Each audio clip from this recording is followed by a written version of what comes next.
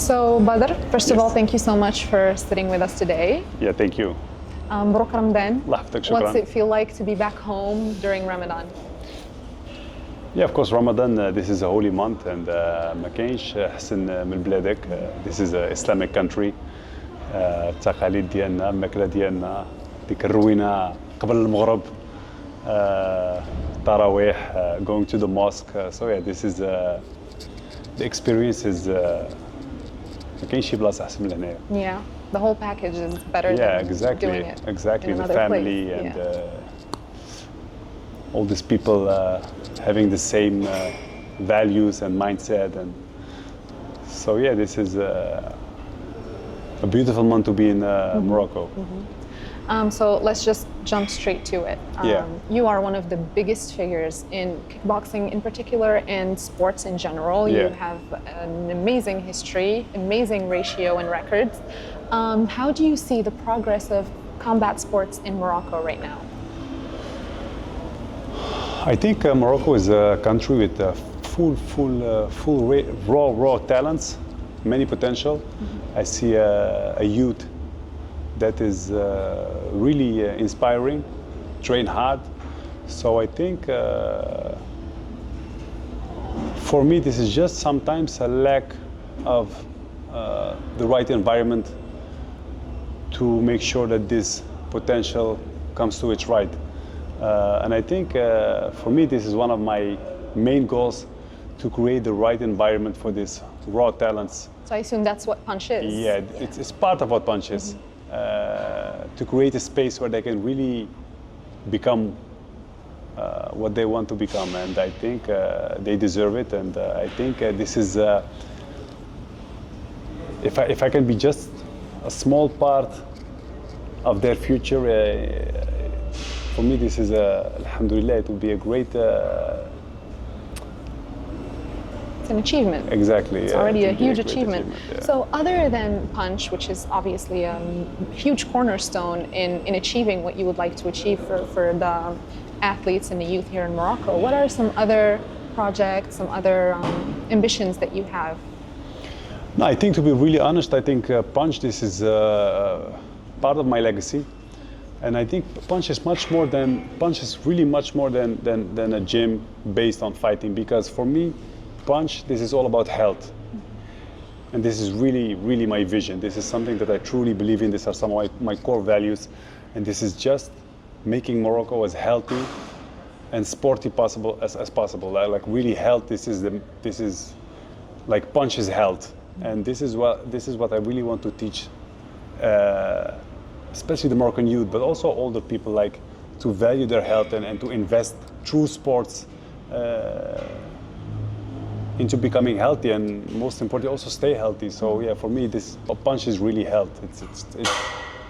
It goes hand in hand. So did you meet or run into any rising talents in Morocco that have particularly grabbed your interest? To be honest, I saw many in the gym. We have some raw talents in the gym that I was really surprised to see their talent and what they can do.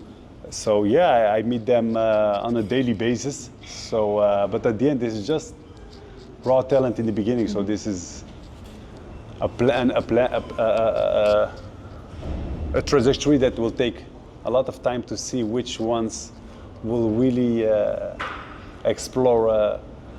Do you think that eventually this new generation, this potential that you are describing, does it have the possibility to grow and represent like homegrown talents from Morocco, representing Morocco on the international scene in whatever sports, not just necessarily combat sports? No, I think if we keep investing in sport like we are doing now, and I think if everybody puts his little piece in place, I think yes. I think because really, we Moroccans, we Moroccans, we have more than just talent. We have also this inner fire. I think this is something that you don't see a lot with other people. Passion. Yeah, and how do you? Yeah, it burns. We have this, and you see it with everything. So we are really this. We are. إحنا بوحدنا.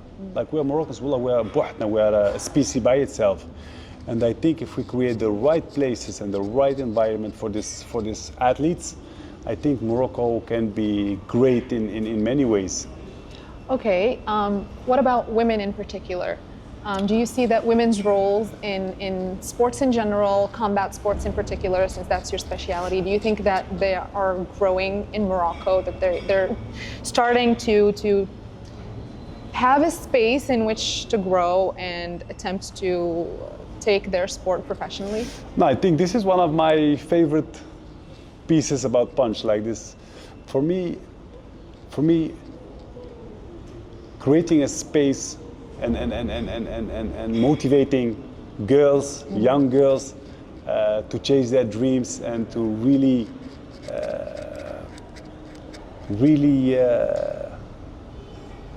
chase their talents. This is something that this is, for me, this is really important. And I think what we are doing here at Punch is creating an environment that is super friendly for women to train and to reach their goals. So you even have like I don't know if it was just one of the centers or just some days that are just 100% for women. No, in almost all our gyms we have spaces built just for women. So this is 100% only women.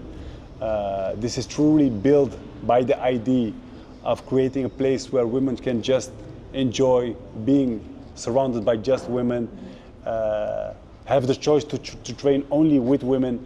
I think this is something that we put in place pure to make to create a place where where women feel comfortable. And what is funny to see in the gym is that they mix in between. Like sometimes they feel like, you know, I'm gonna just hang out with the boys, train hard, push my limits, be motivated by guys, and then the other day she's just in this feminine, cool. like, wallah, بغيت نتريني بوحدي هنا, well, I'm good. Well, I just want to see women today.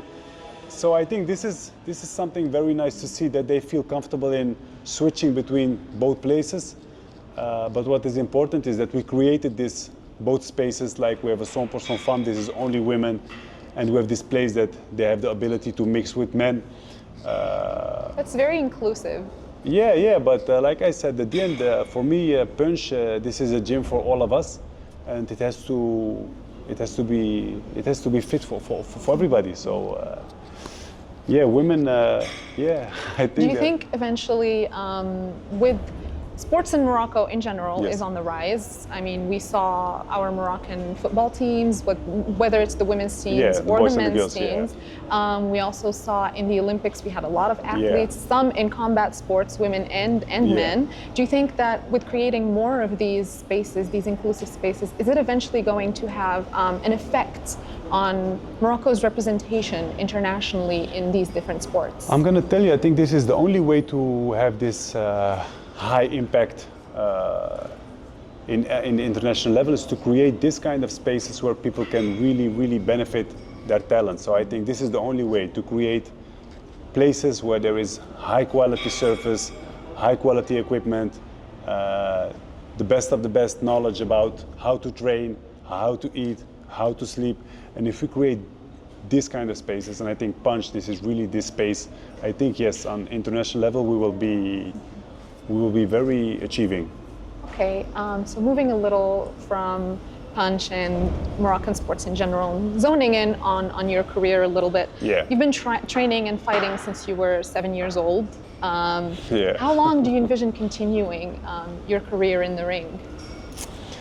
To be honest, this is an open question that I don't know how to answer you, because I'm still thinking for myself how my career should end, because of course there's always a beginning and there's always the end.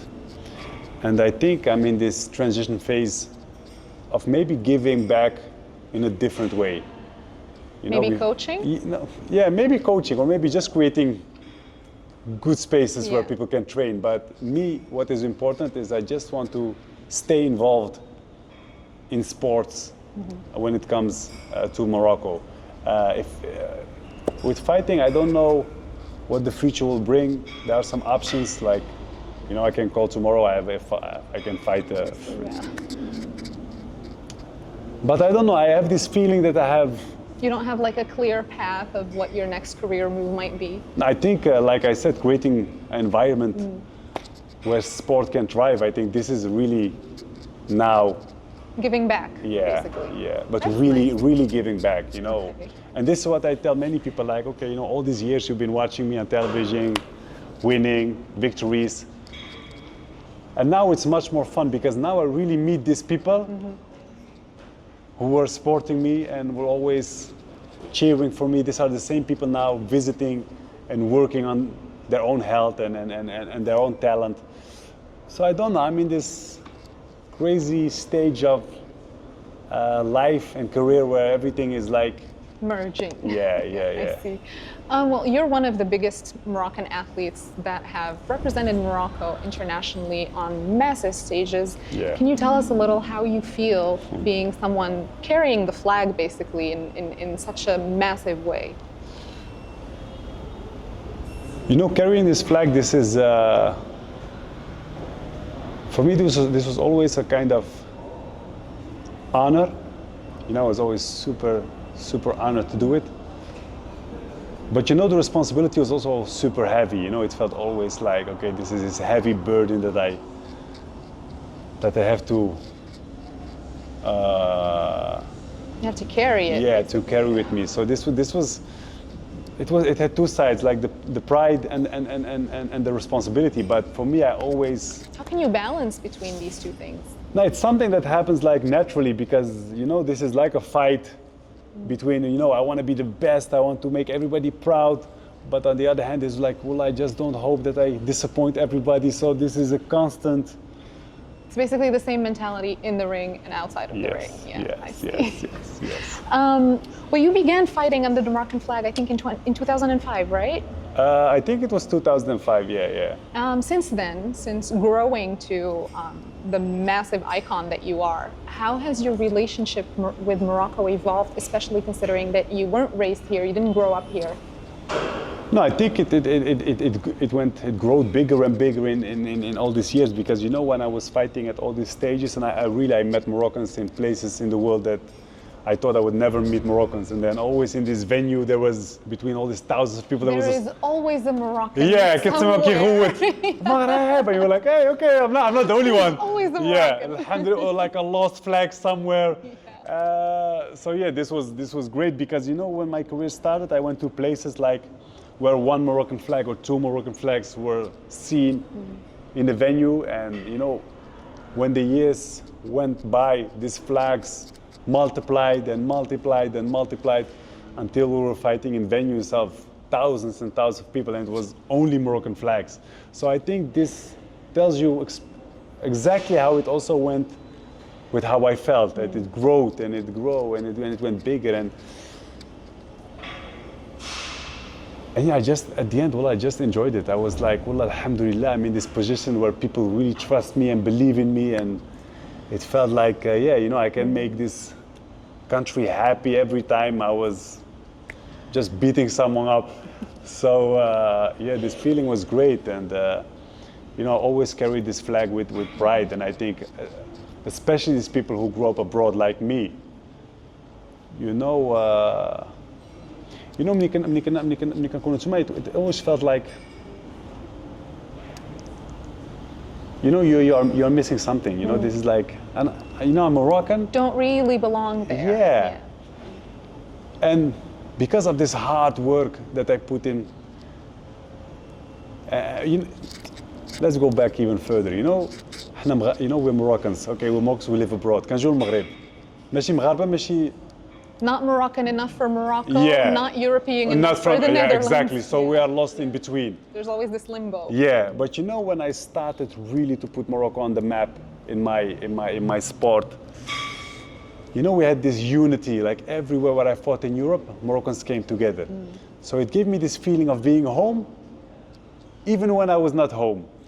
And when I came to Morocco, you know, Moroccans were like, well, you know, this guy, he's smashing these people outside the Moroccans. He showed us Shnook and Swell. You know, so they took me in like a Moroccan. So for me, through sports, I became this real Moroccan, outside and inside my country. So I think this is maybe one of the biggest achievements that I achieved through sports is to become this real Moroccan, icon. Yeah, loved by everyone, and yeah, alhamdulillah, I'm still really proud and I'm really happy, and you know, seeing all these people loving me unconditionally, even so, you know, even through my ups and downs, I think they really saw my true colors and love me for who I really am, you know. Was there, I mean, you spoke about responsibility and the burden of representing Morocco on such a massive scale. Was there any specific moment in your career where you really felt that responsibility? You really said, oh, I have to be careful. I'm not just representing myself, I'm representing an entire country. Yeah, you know what is always challenging? It's like, yeah, you use the word icon, and I think I thank you so much. I think it's too big for me, but it's the truth, really. Yeah, thank you so much. But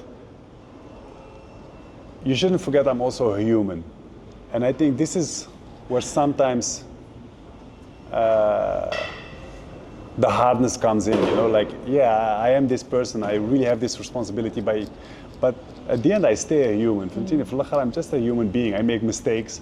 And I learn and I make mistakes again, and this is... Yeah, we do tend to put idols or icons on a pedestal, and people tend to forget that they're also just a person going through this life. No, at the end we're just sons, someone's father, someone's son, someone's brother, and we have the same emotions, and we fight our demons, and even me, alhamdulillah. There were many times in my life that I was like, okay, I wished I wouldn't be in this position. But at the other hand, I've been also moments in my life that I say, well, alhamdulillah, I'm in this position. Do the pros outweigh the cons? Yeah, 100%. Yeah, for sure. Yeah. You know, all these people loving you. Yeah. Old women. You know that sometimes I met women like, they have the age of my grandmother. Like, Allah, جدتي. And they were like, وليدي عرفتي ذاك النهار منين طرات لك هادو لا ما طيبتش لها الدار سيمانة. I didn't cook for these people for 1 week. So you know, if you hear these things, and I have one story that stayed in my head forever, and I believe me, I have many stories. One time I was in the Netherlands and I was driving, and Al-Jumu'ah went on my phone. I was like, okay, the Friday prayer. So I was like, okay, I went on my Google Maps and I was like, okay, the most close by mosque in the area. So I went to this mosque, I prayed, I know no one there, but when I was outside, you know, maybe 50 young children waiting Suddenly. for me. Yeah. But you know, these were children that were like 8, 7, 11. So most of them, they never saw me fight because I stopped being violent before they were born. And they want to take pictures. And then one old man came out, I think he was like 70 or something. And he told me, Badr, you know why these young kids love you? And I was like, enlighten me. Yeah. And he was like, because their parents love you. And you know, it touched my soul. This sentence really touched my soul. So when you tell me, does the pros outweigh the cons? Absolutely. It's not if even somebody a question. tells you this, like, والله, if I tell it, لحمي كيتبورش. والله, he told me, كيحبوك حيت والديهم كيبغيوك. صافي, he killed me. So this means generations are telling their children about me. Wallah, alhamdulillah, I can only be humble, proud, and even now when I go to the streets, wallah, الدراري عندهم 6 7 سنين كيشوفني ما كيعرفنيش, but when he hears my name, he's like, hey, you're Badrari. صافي.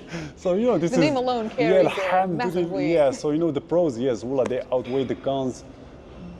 مليون على. So earlier you said الحرقة ديال المغاربة is something that helps this you pride in your sport. Yeah. Do you think that there are any other elements from Moroccan society or Moroccan culture that connect with combat sports in general? I think our firm way of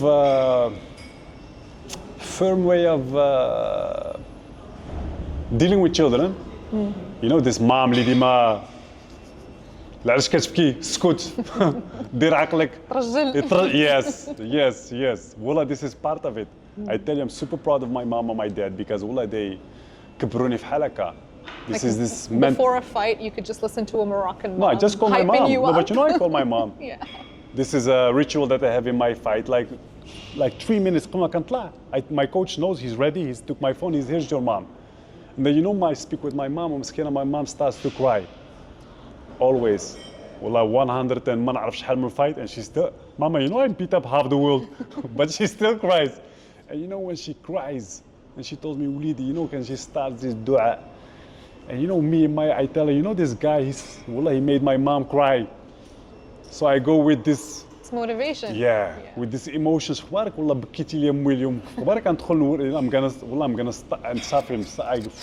ما عرفش راسه شنو دار. Yeah. والله ما دار والو. ولكن my mom is angry and she's so sorry. You're done. You're dead. KO. Yeah. So I think this helps. I think we Moroccans, we have this, this ما تعيقش, no nonsense, just. We're hotheads. Yeah, go زيد أصاحبي مالك فلان بسهلة. So this kind of things. I think also our culture. This is not only our culture also creates this fighters, this people who really want to succeed in life and to become someone. I think والله we are Moroccans. We are special, and I really believe it. I feel like it must have like the other side of the coin. I mean, sure, we are hotheads. We're hard. We're very motivated, but. Has it ever been behind some negativity that you didn't intend to do, or? Yeah, of course. Most of my heavy, aggressively outburst happened when I was, alhamdulillah, much younger. And that's when you used to say that you don't know what happens. Sometimes it's just you just blow up. It's my greatest gift was most of the time also my hardest, how do you say it in a good way? Flaw. Yeah. It was being so aggressive, being so strong, being so emotional, being so all these things that made you a good fighter, a really, really, really good fighter. It has also an other side. It can come back to bite you. Yeah, and it bit me a couple of times. What would your advice be to someone who is basically Badr Hari 10, 15 years ago? What would you go back to tell yourself 10, 15 years ago? Like me, what I really want, and this is something that what I really lacked as a young person, this is like coaching. But not coaching how to be a great fighter. Psychologically. Yeah. Like really, okay, this is your gift that Allah gave you, but don't let it be a curse. Know how to deal with it. And for me, the people that I had in my life, they all lived on this guy who just know how to beat people. This was their income. This was how they filled their arenas. This is how they sold seats. So for them it worked. The Badr that they knew, that was good. Safi, this was a grenade. You took up the pill, you put him in, Safi, everybody happy. He sold tickets. But I didn't have someone in my life who would like, okay, maybe لو صرت تسمع دور من هنا ولا حديرة كاين واحد شي حاجة, something is around the corner. So I think this for the young people, I think what is important is they find a mentor. And me, I just learned the hard way. Safi, this is just Safi هكا دبر راسك. I see. Well, beyond combat sports, beyond punch, beyond sports in general, what other passions do you have or other causes that you believe in that you would like to pursue? No, what I really enjoyed is raising my children. So yeah, this is for me something that is, yeah. It's not just a job, it's a passion. Yeah, this is just,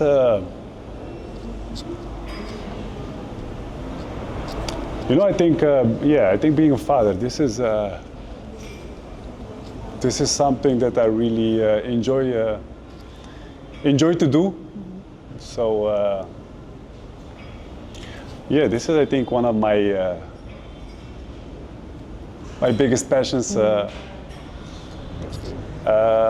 And I like to train. I like to work out. I like to motivate people. Will we ever see you on TV? No, I'm not really a TV guy. I don't know how to act. I'm not really a. I wouldn't be like a good movie star or something. Maybe something that has to do with sports. Yeah, it could be. It could be like sport is really something that I really, really, really love. You know, this is like what I said. Being healthy. This has no value for me. You know, and yeah, sport is one way to achieve it. So, but no, television. I don't know. No. Yeah. It's not for you. No. I know what I'm good at, and. Well, to wrap up, on a more serious note, yes. You've been going through some legal issues lately. Yeah. Would you like to comment on what's been going on? Yeah, you know, I think with my legal issues, you know, I think I'm just a father who goes through a difficult time. I think everybody who's in a divorce, I think he can understand, you know, if you are in this, some divorces just don't go the way you would love it to go. So yeah, I think it's just really challenging for me as a father.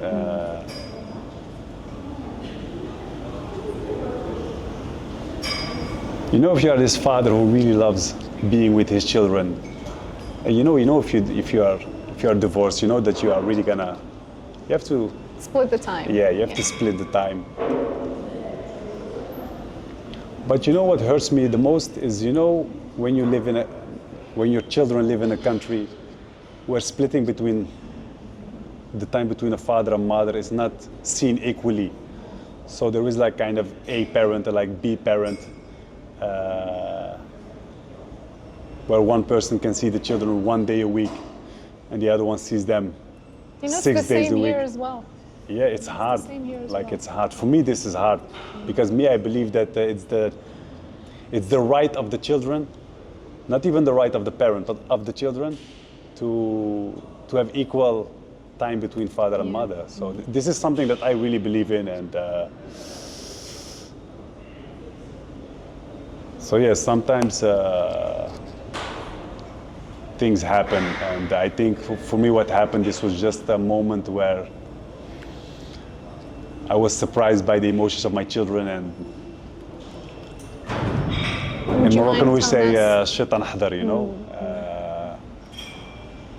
But it was not like what all the media said it would be. There was no beating, it was not all of that. So, and for me it's hard sometimes to see these journalists just go without any investigation, just spit out what they have heard, copy paste. But you know, in my 20 years of dealing with press, bad ones, alhamdulillah, also some good ones, you know that it works like this. So for me this is no surprise, and to be honest, I didn't have this feeling to explain what was going on. I still don't have it because alhamdulillah, I'm in peace with myself, and I'm in peace with my family and with my children. It's very private too. Yeah. But you know that we live in a life where private is decaying. Yeah, and especially if you deal with children and family situations, I think journalists should be very careful with how they tell a story, because it hurts. It can hurt young. Especially when minors are exactly, involved. it can hurt young children. So yeah, what I can tell you, alhamdulillah, it's not. It's like a storm in a glass of water, and I think everybody, because my name was in it, it went. Obviously. Yeah, but to be honest, I'm still a loving father. I still respect the mother of my children, and at the end, I just want to have create the right environment where my children can be loved by both parents. And yeah, this is something that I really hope that the future will bring me, inshallah. And that's it. Thank you so much, Badr. Thank you. Thank you so was a much. pleasure. This was very nice, and good luck. I Thank you so really much. hope that you get to do that, create environments for your children Yeah. and for people to work out Exactly. in, because Yeah. I feel like this is something that you really No, this is my it's very passion. dear to you. Yeah. Both Whether of it's them. professionally both or of them. personally. Yes. Yeah. It really goes hand in hand. Like me, this is just me as a person who wants to evolve himself and contribute. Like, I think this is what I really want. I want to contribute. I want to contribute to Morocco because Morocco gave me so much. You know, and also with my children, I want my children to be proud of this Morocco. You know me, I have a Dutch, they have a Dutch mom and they have a Moroccan father. But you know, I want them to be proud. I want them to be proud Moroccans. Yeah. I want them to be proud of Morocco. So me, I'm gonna build, I wanna be part of this guy who builds Morocco that their children will be proud of. I want my children to come to Morocco and say, but you know, Dad, Wallah, you did a crazy thing. It's a beautiful sentiment. Yeah, I think I'm gonna be, I wanna be proud, I wanna be a proud Moroccan. And I think this is where my children and sports and being here and building all of this comes together. Like me, I want my children to be proud Moroccans. I want them to come here and to say, والله ولكن أخبارك بابا يمكن زدتي قد هكا في المغرب. You made people move and train. Yeah.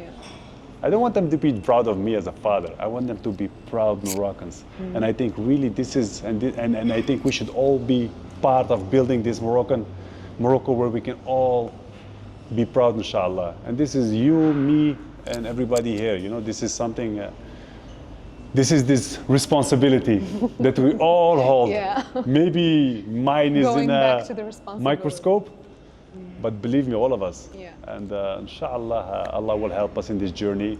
And I hope Allah keeps us on the right path in this holy month. Ya And Rabbi. inshallah, keeps us away from distractions and mistakes and forgive us.